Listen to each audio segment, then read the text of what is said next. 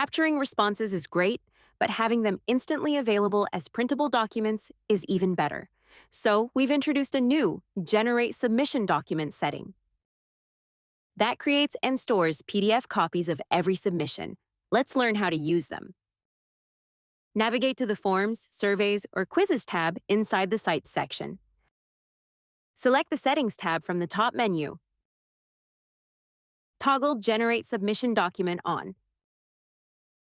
Click Save in the top right corner.